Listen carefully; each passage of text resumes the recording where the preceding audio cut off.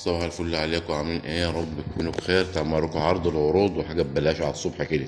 احنا دلوقتي الساعة 5 الصبح يوم السبت. صلى الله على رسول الله. معانا واحد سردين اللي هو من غير قشر، بيسموه موز لوني، سردين موز اهو. والواحد بسرية، اتنين بسرية، تلاتة بسرية، أربعة بسرية. دول كده كيلوات، يعني دول 5 كيلو. معانا كيلو ونص أنشوجة، كيلو ونص أنشوجة بالتحويجة اهو. دي سردين انشوجة بقشره، بس يعني ما هوش السردين البلدي بتاعنا، لا ده ده انشوجي، سردين انشوجة، سمكة اسمها انشوجة. ما هي السردين من فصيلة السردين، يعني الناس كلها بتقول عليه سردين، بس عشان احنا ايه قناة تعليمية فلازم نقول الاسم ايه اللي هو الحركي بتاعها الاصلي بتاعها. تمام كده؟ ماشي.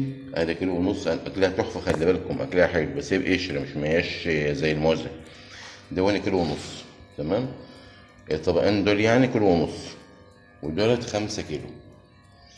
الكيلو ب120 من السردين دوني، اللي هو الموزة ب120 الكيلو، ودي ب100. يبقى معانا كده ايه 520. ومعانا الطبقين دولت عاملين 150، يبقى كام؟ 620. يعني 520 ومعانا 150، يبقى كام؟ 600 وكام؟ 670. صح؟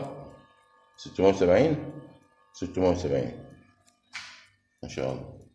670 جنيه. 670 جنيه، يا بلاش والله.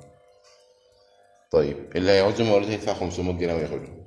اللي ياخدهم ياكل فيهم عيش هيدفع 500 جنيه، وياكلهم بقى وياخدهم بالفنا وعافية. اللي ياكلهم ياكلهم بقى، يبيعهم هو حر. الشغل ده كله ملح مظبوط، مفيش حاجة حادقة. كله ملح مظبوط، مفيش حاجة حادقة، مفيش حاجة حادقة. السردين ده محترم، مقاسه 10 على 10. تمام اهو. والبسله دي تحفة التحفة، انتوا عارفين شغلنا يعني. تمام يا حبايبي اهو ما شاء الله. دولت 670 جنيه بالظبط. بالظبط. اللي هياخدهم هنحسبهم له ب 500 جنيه، يعني هنشيل له 120 جنيه. طبعا مفيش حد هبل بيعمل الكلام ده غير القناه